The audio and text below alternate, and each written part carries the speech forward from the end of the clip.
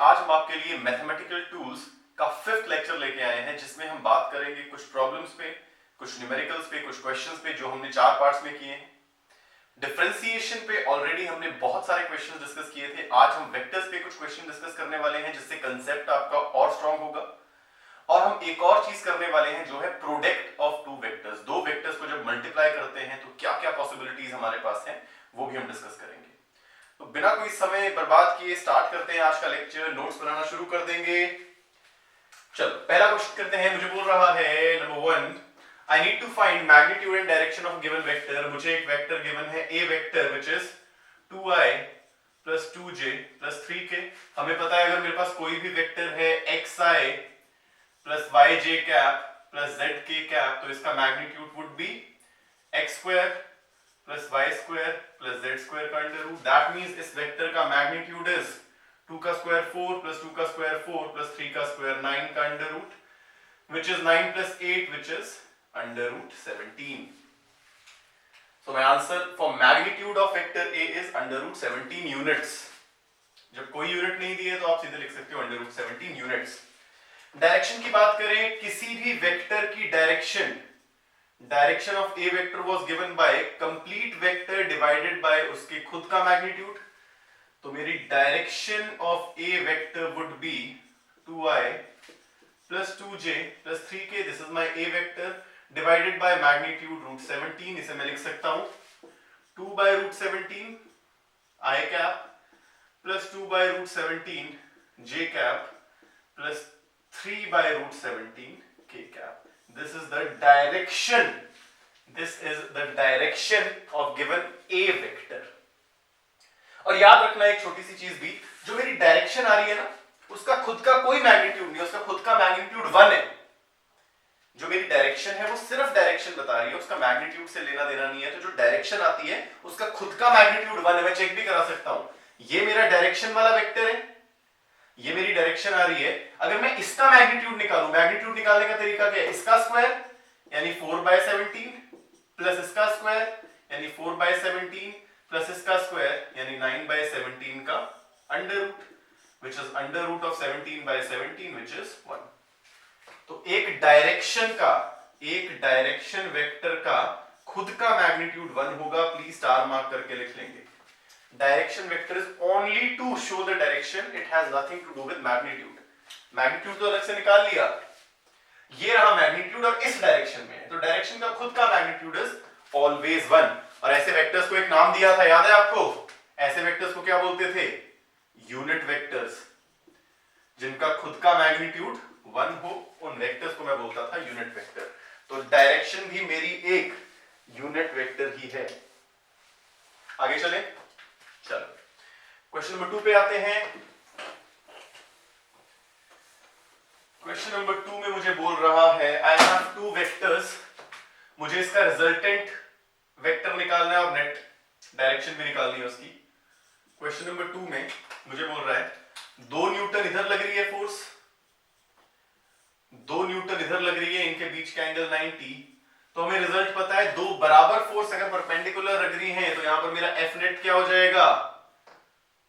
2√2। अगर आपको रिजल्ट याद है, 2 इक्वल वेक्टर्स एफ और एफ अगर आपस में परपेंडिकुलर हैं तो इनका रिजल्टेंट वुड बी √2f, यानी √2 into 2 इस केस में। एंड एंगल भी पूछ रहा है कि डायरेक्शन क्या है। इसकी डायरेक्शन अगर मैं एंगल फाइ मानूं तो ये भी हमने कर रखा था, 2 इक्वल फोर्सेस अगर 90 डिग्री पे हैं तो उनका रिजल्टेंट एग्जैक्टली बाइसेक्टर पे होगा। तो यहां मेरा फाइ क्या आ जाएगा? 45 degrees. This angle would be 45 degrees, right. चलो क्वेश्चन नंबर 3 पे आते हैं। मुझे बोल रहा है कंपोनेंट निकालो, 2 न्यूटन एक फोर्स लग रही है जिसका एंगल हॉरिजॉन्टल के साथ है 30। कोई दिक्कत नहीं आनी चाहिए। कोई भी वेक्टर अगर किसी एंगल पे लग रहा है ग्राउंड के साथ या हॉरिजॉन्टल के साथ, उसके 2 कंपोनेंट आएंगे। क्या? एक आएगा हॉरिजॉन्टल कंपोनेंट, एक आएगा वर्टिकल कंपोनेंट। मेरा horizontal component is f cos theta और मेरा vertical component is f sin theta. अगर मैं f cos थीटा की बात करूं तो मेरा हॉरिजॉन्टल कंपोनेंट f है 2, cos theta is cos 30। Similarly, vertical component is 2 sin 30, so it is 2 root 3 by 2 Newton and it is 2 into 1 by 2 Newton. तो मेरा horizontal component आ गया root 3 Newton और मेरा vertical component आ गया 1 Newton. So this is how we calculate the component of a vector जो किसी angle पे inclined है. कोई भी vector किसी angle पे inclined है, उसके दो component होंगे, एक horizontal एक वर्टिकल. यानी ये फोर्स, अगर मैं फोर्स मानूं इस वेक्टर को, तो ये यहां भी लग रही है और कुछ हिस्सा इसका यहां भी लग रहा है. अब इसे हटा दूं तो एक हिस्सा ये, एक हिस्सा ये. बात समझ में आ रही है बच्चे? चलो क्वेश्चन नंबर 4 पे आते हैं. Let's see question number 4. मुझे बोल रहा है find a vector between given points. बोल रहा है दो पॉइंट्स हैं 2, 2, 3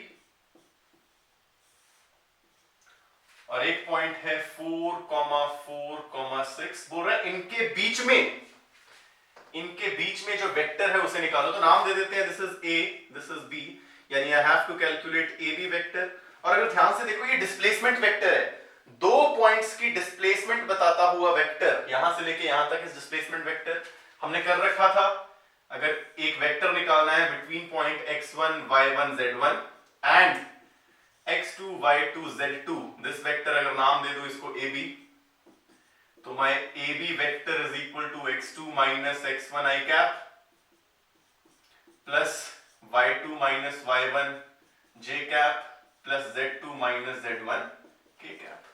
यानी my ab vector would be 4 minus 2 along i cap plus again 4 minus 2 j cap plus 6 minus 3 k cap. So my answer is 2 I cap plus 2 j cap plus 3 k cap. This is my AB vector. ये बन गया मेरा AB vector.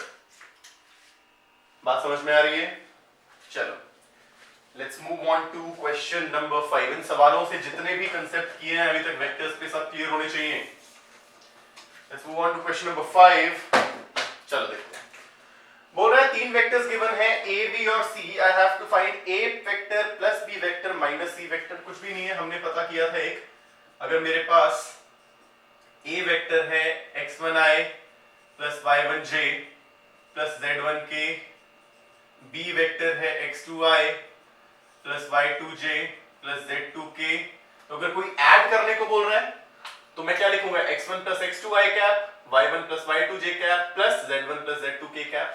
तो मुझे a और b add करने को बोल रहा है, तो मेरा a vector plus b vector would B 2 plus 1 यानी 3i cap plus 3 plus 1 4j cap plus 4 plus 2 यानी 6k cap. This would be my a plus b vector. This is my a plus b vector. Similarly, अब इसमें से minus करना है c, यानी a plus b minus c. इस पूरे में से माइनस करना है ये, तो 3 minus 3 0i plus 4 minus 4 0j plus 6 minus 6 0k. This is the answer of my a vector plus b vector minus c vector. अब देखो ना, हर चीज जीरो है, यानी इफेक्टिवली कोई वेक्टर नहीं लग रहा. ये फोर्स होती कि पहली फोर्स है इतना न्यूटन, दूसरी इतनी, तीसरी इतनी, तो इफेक्टिवली कोई फोर्स नहीं लग रही है. इसको मैं बोल देता हूं null vector. Please star mark करके लिख लेंगे, या फिर जीरो वेक्टर.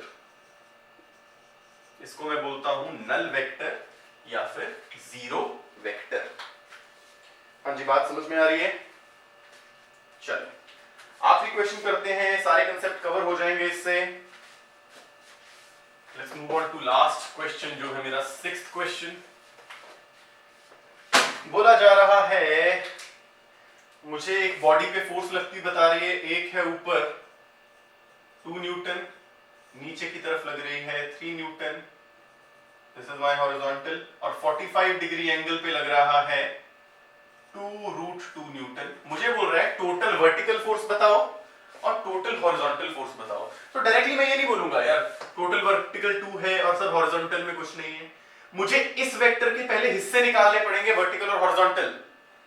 जो वेक्टर वर्टिकल हॉरिजॉन्टल नहीं है पहले उसके कंपोनेंट निकालो, वर्टिकल में क्या हॉरिजॉन्टल में क्या। तो अगर मैं इसके हिस्से निकालूं तो इस तरफ हो जाएगा 2√2 cos 45 और इस तरफ इसका एक हिस्सा हो जाएगा 2√2 sin 45। cos 45 है 1/√2 यानी ये भी हो जाएगा 2 न्यूटन, sin 45 भी 1/√2 यानी ये भी हो जाएगा 2 न्यूटन। तो अब मैं अगर वर्टिकल की बात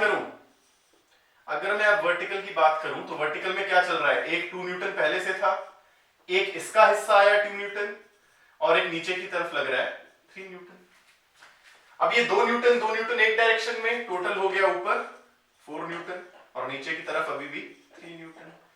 और ऑपोजिट डायरेक्शन में वेक्टर हो, बचपन से पढ़ते आ रहे हैं since I guess 9th class, minus कर दो तो 4 - 3 व्हिच इज 1 न्यूटन। तो ऊपर की तरफ टोटल वर्टिकल फोर्स लग रही है 1 न्यूटन। हॉरिजॉन्टल की बात करें तो एक ही है, इसका हॉरिजॉन्टल कंपोनेंट क्या है 2 न्यूटन। तो मेरी टोटल वर्टिकल फोर्स आ रही है 1 न्यूटन। इसे मैं क्या लिखूंगा, ऊपर की तरफ, और ऊपर की तरफ किससे रिप्रेजेंट करते हैं, जे कैप से, पॉजिटिव वाई एक्सिस को जे कैप से, तो मैं ऐसे भी लिख सकता हूं 1 जे कैप। और हॉरिजॉन्टल कितनी आ रही है मेरी, एक ही फोर्स है 2 न्यूटन और किस तरफ है पॉजिटिव एक्स एक्सिस, तो मैं इसे ऐसे क्या लिख सकता हूं, it is 2 I cap. Concept समझो, वाई एक्सिस की direction is represented by J cap, magnitude था 1 और ऊपर की तरफ जे कैप, यहां मैग्नीट्यूड था 2 और राइट साइड यानी आई कैप। तो इसी के साथ बच्चे जो भी हमने अभी तक वेक्टर्स में पढ़ा है, हर एक कंसेप्ट पे सवाल हो चुका है, कंसेप्ट क्लियर हो रहे होंगे। आखिरी चीज आ रहे हैं वेक्टर्स पे, वेक्टर्स के एक आखिरी कंसेप्ट पे आ रहे हैं, जो हालांकि है तो बहुत बड़ा कंसेप्ट। अगर आप बात करेंगे +2 मैथमेटिक्स में आपको आते हैं vectors and product of vectors, काफी बड़ा टॉपिक है, बट अभी हम उतनी बात करेंगे जितना मुझे काम चलाने के लिए चाहिए। चलो, product of 2 vectors, product of 2 vectors, ध्यान से देखते जाओ। मान लो मेरे पास 2 वेक्टर है, a vector and B vector. याद रखना मैं इसे 2 तरीके से मल्टीप्लाई कर सकता हूं। पहले प्रोडक्ट को बोलता हूं डॉट प्रोडक्ट, जिसे मैं लिखता हूं ए वेक्टर डॉट बी वेक्टर। दूसरे को बोलता हूं क्रॉस प्रोडक्ट, क्रॉस प्रोडक्ट, जिसे मैं लिखता हूं ए वेक्टर क्रॉस बी वेक्टर। किन्हीं 2 वेक्टर को मल्टीप्लाई करने के 2 तरीके हैं मेरे पास। एक को मैं बोल रहा हूं डॉट प्रोडक्ट, एक को मैं बोल रहा हूं क्रॉस प्रोडक्ट। याद रखना, जो मैं डॉट प्रोडक्ट कर रहा हूं, जब मैं डॉट प्रोडक्ट कर रहा हूं, तो जो मेरा फाइनल आंसर आएगा ए डॉट बी करके, it will be a scalar, it would be a scalar. Scalar मतलब जस्ट एक नंबर आ जाएगा, एक मैग्नीट्यूड आ जाएगा, जस्ट एक मैग्नीट्यूड आ जाएगा। बट जब मैं क्रॉस प्रोडक्ट कर रहा हूं तो इसका answer would also be a vector, यानी आई जे के टर्म्स में एक कंप्लीट वेक्टर आएगा, यानी उसका मैग्नीट्यूड भी है, उसकी डायरेक्शन भी है। तो वेक्टर्स को मल्टीप्लाई करने के 2 तरीके, एक है डॉट प्रोडक्ट, एक है क्रॉस प्रोडक्ट। डॉट प्रोडक्ट करने पे आंसर आएगा स्केलर, तो इसे स्केलर प्रोडक्ट भी बोलते हैं। मैं डॉट प्रोडक्ट को स्केलर प्रोडक्ट भी बोलता हूं और क्रॉस प्रोडक्ट को वेक्टर प्रोडक्ट भी बोलता हूं। अच्छा, मान लो 2 वेक्टर्स हैं ए और बी और इनके बीच का एंगल है थीटा, मतलब ये ए वेक्टर है मान लो, ये बी वेक्टर है और इनके बीच का एंगल है थीटा। तो किसी ने मुझे बोला ए वेक्टर डॉट बी वेक्टर निकालो, तो मैं बोलूंगा ए का मैग्नीट्यूड इंटू बी वेक्टर का मैग्नीट्यूड इंटू उनके बीच के एंगल का कॉस, इंटू उनके बीच के एंगल का कॉस। ए वेक्टर का मैग्नीट्यूड बी वेक्टर का मैग्नीट्यूड इंटू उनके बीच के एंगल का कॉस आएगा मेरा उसका डॉट प्रोडक्ट। और अगर मुझे वेक्टर्स मान लो इस तरीके से गिवन है, ए वेक्टर है x1i plus y1j plus z1k, b vector है x2i plus y2j plus z2k। Directly इस तरीके से 2 वेक्टर गिवन है और बोल रहा है इनका डॉट प्रोडक्ट निकालो। तो याद रखना, इनका डॉट प्रोडक्ट निकालना बिल्कुल आसान है, आप कोफिशिएंट को मल्टीप्लाई करके ऐड कर दो, यानी x1 x2 plus y1 y2 plus z1 z2। For example मुझे बोल रहा है ए वेक्टर है 2i plus 3j plus k, b vector है i plus j plus k, find a vector dot b vector. तो मैं करूंगा इसका कोएफिशिएंट 2 इसका 1 तो 2 into 1 प्लस इसका 3 इसका 1 3 into 1 प्लस इसका 1 इसका 1 plus 1 into 1। So my answer would be 3 4 5 6। मेरा आंसर आ जाएगा a डॉट b का आंसर 6 यूनिट्स। और देखो डायरेक्टली एक नंबर आया है, कोई i cap j cap k cap कुछ नहीं है इसमें, so it is a scalar, it is a scalar. So this is my dot product, दो वेक्टर का प्रोडक्ट किया, आंसर भी एक स्केलर आ गया, एक नंबर आ गया, just that is my scalar product. और इसकी एक ना खास बात है, ध्यान से देखना, मेरा मान लो a vector dot b vector करके आंसर आ गया 0, इसका मतलब क्या होगा, स्टार मार्क करके लिखना। अगर मैंने दो वेक्टर्स का डॉट प्रोडक्ट किया, मेरा आंसर आ गया गलती से 0, तो उसका मतलब क्या, देखो a डॉट b होता क्या है, a का मैग्नीट्यूड b का मैग्नीट्यूड, उनके बीच के एंगल का कॉस। ये चीज 0 कब होगी, मान लो मेरी एक कॉस 0 हो जाए, कॉस 0 कब होगा 90 पे, यानी इसका मतलब क्या होगा, थीटा था क्या a और b के बीच का एंगल, यानी ये 90 है।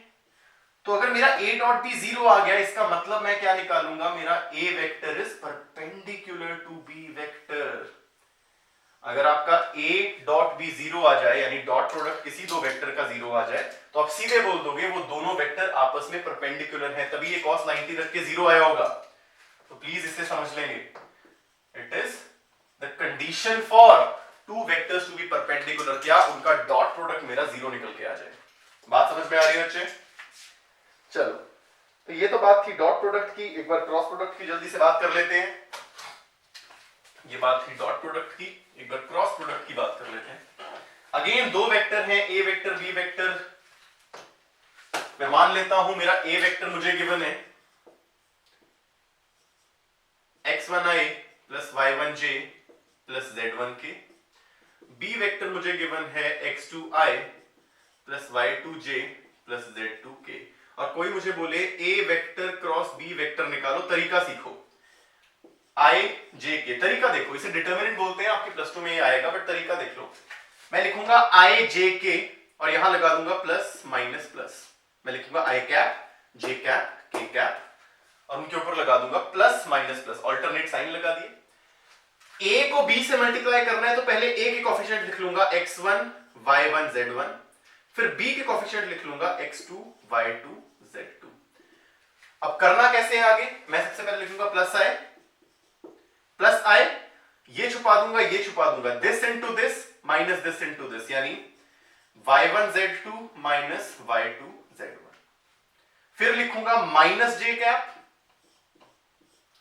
ब्रैकेट में ये छुपा दिया ये छुपा दिया, this into this minus this into this, यानी x1 z2 minus x2 z1।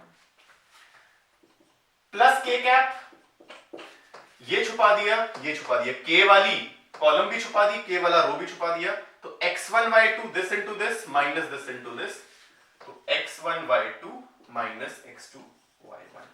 This would be my a vector cross b vector, this would be my a vector cross b vector. और देखो i j k आ रहा है, मतलब ये एक vector ही है। For example एक बार नोट कर लेंगे, एक बार आप नोट कर लो इसे, फिर आगे चलते हैं, एग्जांपल करते हैं। एग्जांपल करते हैं। फॉर एग्जांपल मुझे a वेक्टर गिवन है i plus 2j plus 3k और b वेक्टर गिवन है i 2i plus j plus 4k, और किसी ने मुझे बोला a vector cross b vector निकालो। तो तरीका i j k, पहले a वेक्टर तो 1 2 3, फिर b वेक्टर तो 2 1 4, दोनों के कोएफिशिएंट लिखे plus minus plus. So my answer would be plus i 2 into 4 8 minus 1 into 3 3, minus j 1 into 4 यानी 4 minus 2 into 3 6, plus k 1 into 4 यानी 4 minus 2 into 3, सॉरी k किया, सॉरी k किया तो 1 into 1 1 minus 2 into 2 minus 4। फिर से देखेंगे, plus i this into this 8 minus 3 minus j 4 minus 6 plus k 1 minus 4, तो मेरा आंसर हो जाता 3 4 5 6 7 8 5i minus this is minus 2 तो माइनस ऑफ माइनस टू तो प्लस 2j, माइनस 2 आता minus minus plus, plus 2j, और यहां आ जाता minus 3k cap. This is answer of my A vector cross B vector. This is the answer for my A vector cross B vector. बात समझ में आई बच्चे? बात समझ में आई? चलो, इससे रिलेटेड भी एक रिजल्ट अच्छे से लिख लेना. अगर गलती से A vector cross B vector 0 आ जाए, जब मेरा डॉट प्रोडक्ट 0 आया था मैंने बोला था मेरे वेक्टर्स आपस में परपेंडिकुलर हैं, और अगर A क्रॉस B 0 आ जाए, क्रॉस प्रोडक्ट 0 आ जाए, तो मैं बोल दूंगा मेरा A वेक्टर और B वेक्टर पैरेलल हैं. कुछ इस तरीके से हैं. इस रिजल्ट को प्लीज याद रखना. अगर डॉट प्रोडक्ट 0 तो वेक्टर्स होंगे परपेंडिकुलर, अगर क्रॉस प्रोडक्ट 0 तो वेक्टर्स होंगे पैरेलल. तो इसी के साथ बच्चे हमारा वेक्टर्स टॉपिक खत्म हो चुका है. हमने वेक्टर्स उतना कर लिया है जितना हमें नेसेसरी है आगे के चैप्टर्स देखने के लिए. फिजिक्स में पढ़ते रहें, नोट्स बनाते रहें. एंड वन मोर थिंग, जो हम अगला लेक्चर शुरू करेंगे, अगला चैप्टर शुरू करेंगे after integration, it would be motion in one dimension. उसके हैंड रिटन नोट्स आपको मिल जाएंगे. सभी बच्चों को पीडीएफ कॉपी उसकी मिल जाएगी. वो मेरे एक स्टूडेंट के थ्रू मिल जाएगी, मैं उसको दे दूंगा and he will be uploading in his Telegram account. और ये नोट्स बहुत ही अच्छे नोट्स होंगे, टॉप लेवल नोट्स होंगे. पिछले बच्चे जो जेई क्वालिफाई कर चुके हैं उनके हैंड रिटन नोट्स हैं ये. So you will be really happy to get those notes. बहुत प्यारे नोट्स होंगे. पढ़ते रहें, नोट्स बनाते रहें, लॉकडाउन एंजॉय करते रहें. जय हिंद.